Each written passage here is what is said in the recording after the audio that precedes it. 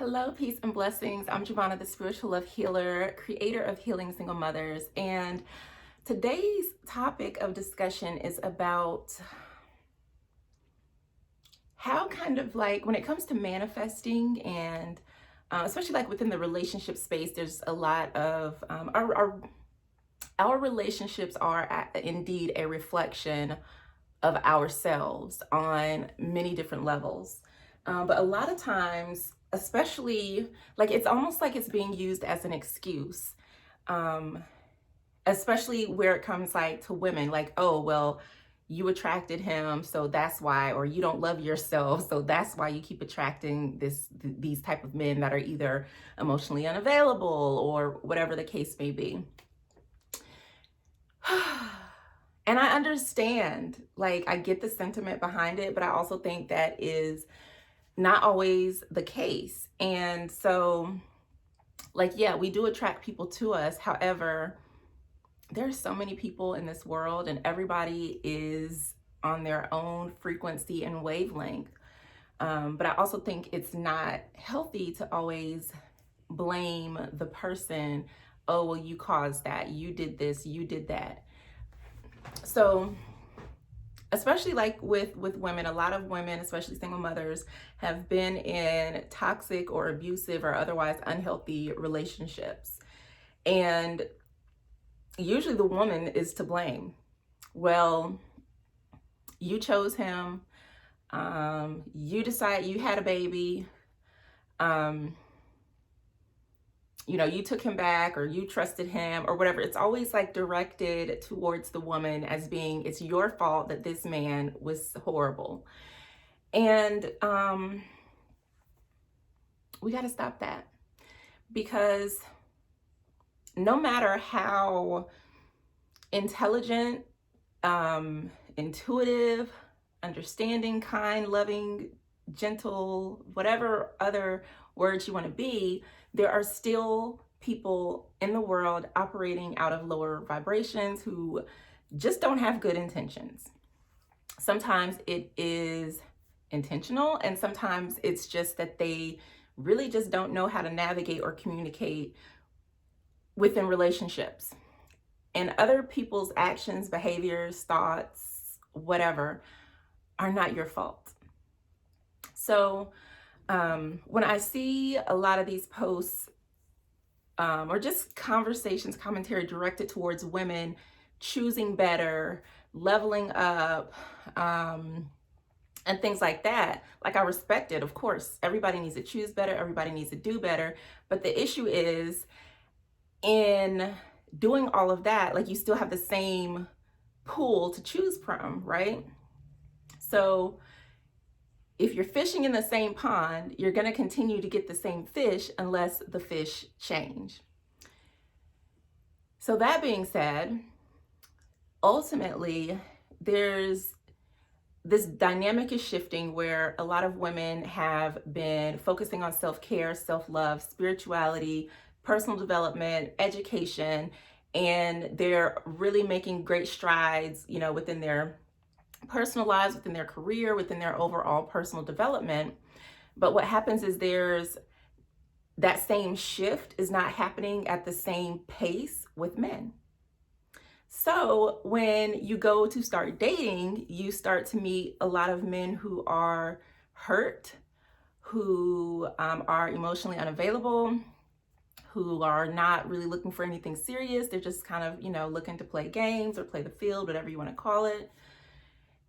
And it's like an imbalance. I do feel that at some point it will level out. And this is not to say that, oh, all men are emotionally unavailable or toxic. This is just talking in conversation, because of course there are good men.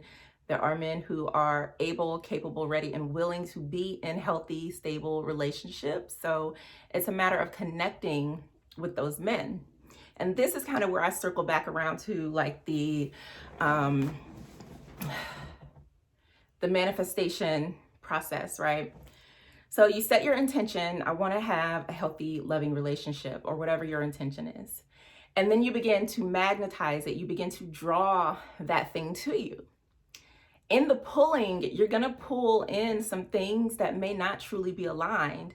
And so this is where like discernment comes in. This is where, you tune into your intuition and go back to that intention and see if things match up. And I think what happens is, like, say someone comes along and maybe there's a couple, like little, like, I wouldn't call them red flags, but they're like the potential, right? We get lost in, like, they have so much potential. And I tell people potential means absolutely nothing. But let's say you get caught in that cycle of, well, there's a good solid base here to start with. And so maybe in getting to know each other, there'll be some shifts or some changes. And what happens is we lose sight of that intention that we set and we start to settle. And I think that's where the difference is. And maybe you go into a relationship where you trusted someone and then you get hurt and that cycle starts back over and you're like, you know what, I just don't want to do this anymore. Dating is horrible. Men are trash. Like, this is too much. I'm just going to mind my business and not worry about it. It doesn't have to be that way. I think what needs to happen is we have to step outside of our comfort zone when it comes to dating and relationships. So that might mean dating outside of your area, traveling more, to go to meet people from different places and different states and different cities and maybe even different countries, and stop kind of fishing in the same pond. That also means that you have to put yourself in places and situations where the ideal partner that you're looking for is. If you want a man that meditates, you're not going to find him in the club. You might find him at the meditation class, or Zoom meditation, or however they're being conducted nowadays. But you might find him in a yoga class or walking in the park with his dog.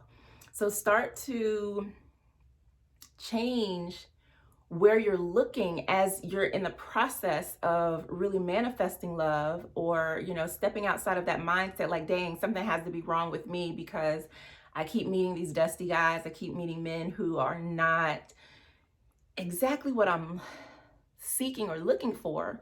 And also, to speak to that, sometimes we have to look outside of, maybe expand our preferences. So there should be some hard, like, non-negotiable things. Like, one of my things is smoking. I don't want to date a man that smokes, period. I just don't. That's not something that I want to compromise on. That's not something that I'm willing to accept in a relationship. So for me, that's a non-negotiable. Height, I do have a height preference. I prefer taller men, but I'm also 5'4". But I also know that that's not necessarily a non-negotiable. That's just like a preference. So again, like, you have to know, like, what are your non-negotiables? And those typically should be things like values, character traits. Are they consistent? Do they are they respectful? Are they decently educated? Like, do they have common sense? Things like that, like values, character traits, not necessarily like appearance. So sometimes we get stuck on, this person has to be, this height, this build, this job, this car, this place, when if we let that kind of broaden or be more flexible, you start to meet different people and you never know who you might meet. I remember a couple of my friends, like, they had like preferences. They were like, the tall, dark, handsome, the sexy kind of bad boy type. And the men that they married, completely the opposite, but they're amazing men. They have the values and the qualities that they were seeking, and they are absolutely loved and cherished in their now marriages and their relationships, because they did not allow the visual idea of what they thought that man should look like. So that's just another little tidbit there. But also looking at your relationship patterns. That's something else. And just being mindful that even when you're dating and you have gone through all of your stuff, you've done all of your affirmations, you're working on your self-love, you're tending to your altar, you're talking to your ancestors, you're reading your spiritual texts, you're doing all of the things that you need to do, that does not mean that you're not going to meet an asshole. You will still encounter men, people in general, who will try you, who will try to manipulate you or use you, or who just don't have good intentions. So it's up to you to be like, wait, is this an alignment for me? And I think that we have to start checking in more often, because it's not that something is wrong with you and that's why you attracted this person. In the magnetization of what it is that you want, there are going to be other things that might appear to be the solution, that might appear like, yes, like this is awesome on the surface. But because you didn't truly like pause and check in, you may just be like, okay, like this gotta be it because it seems good. But when we stop and we check in and we're like, wait, is this truly an alignment for me? What am I noticing? Like, were there any issues, anything that kind of made me feel unsettled? And then sometimes we just gotta wait. We have to be a little more patient, and just really give ourselves space to continue to look and continue to think outside of the box, and not feel like, time is of the essence, we have to do this now, but really giving ourselves time to pull in what it is that we truly, truly want in love and in life. So that does not mean that you can't date at all and you just have to sit and wait for like this perfect person. Excuse me. The process of dating is ultimately to help you like weed out what it is that you don't want. And the quicker that you're able to do that, because you know the qualities that you're looking for, being able to hold a conversation is also one of those things. If someone is like pulling teeth to talk, or it's just good morning every single day, like for me, I'm not very good with small talk. So it's like, okay, after the, hey, how you doing? Like, what's next? What's on your mind? What excites you? Like, I want to get into some sort of conversation. And so if it doesn't lead to some type of conversation, then I'm like, no, I just check out. So you have to not take it personal, and know that in manifesting what it is that you want, make sure that the things that you're choosing are in alignment with that intention that you set. And like I said, that narrative of, oh, like, well, you attracted it, so that means you're not done, working on yourself, or you don't need to date because you keep attracting this type of person. Like, no, that's not it. There are, I don't know how many billions of people in this world. So it's fairly acceptable to know that there are going to be some bad eggs mixed in with the good eggs, and it's up to you to navigate that. And that's why I go back to, like, you have to have boundaries, you have to have intentions. And I've talked about dating with intention before. Like, when you go into it with a specific focus, it makes it so much easier to not waste your time on someone who's not in alignment for you. So yeah, I just wanted to share that message. If you feel like you are attracting men who only want to have sex with you, men who don't claim that they're not looking for anything, men who don't want to really date you and court you and truly get to know you, that doesn't mean that something is wrong with you. Because once you start to recognize that, then you can say, oh, okay, yeah, this isn't what I want. And that's what that's for. That's like contrast. It's showing like, okay, that's not what I want. So let me focus my attention on what it is that I do want. But sometimes what happens is it can trigger you. It can trigger you to think that something is wrong with me because I keep attracting these people, because that's the kind of a narrative that's being pushed now. Well, if you're not, if you're attracting, if you attract toxic people, then that means you're toxic. And that's not always true. So that's why I wanted to have this conversation, because I see so many women who are like, oh, I can't date, or something must be wrong with me. I got to do like 10 years of healing, or I have to wait till my children have graduated high school before I can date, because I keep attracting, these men, and I don't want to attract a bad man or have a bad relationship and my child see me going through something. And it doesn't have to be that way. So when you start to see that you're attracting someone that's not a good match, that's not a good fit, it's not in alignment, that's like a woo, like that's awesome. Like you should celebrate that, because now you see it before you get caught in the cycle, in the pattern. So you can say, oh, this is not for me. I appreciate you showing me that this is not for me, because I know what I want. So I'm going to go get that, and you can stay over there. Bye. That's how that works. It does not mean that, oh, you don't love yourself, or, ooh, you've got some work to do.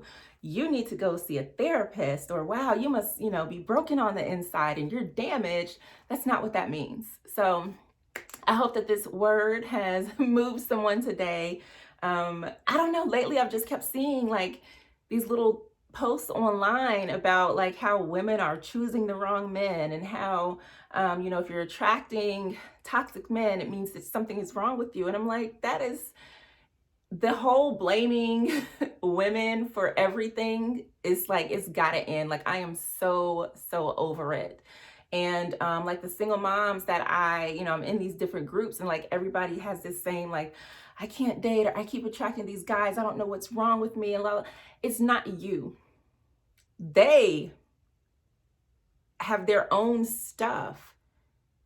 And as long as you're not choosing them, then you're good. Like now, if you're continuing to choose to be in the drama and to choose to be in unhealthy situations, and you see that it's unhealthy, then that's a different conversation. But for the most part, I don't see that that's the case with most women. I just feel like there's a lot of blame, guilt, and shame that they're carrying, because everybody keeps saying, oh, it's your fault. Oh, you can't keep a man. Oh, you keep attracting these guys. What's wrong with you? And it's like, that's not the case. So that is it. You can find me over at healingsinglemothers.com. I am sending you an abundance of love and light, and I will see you next time. Peace.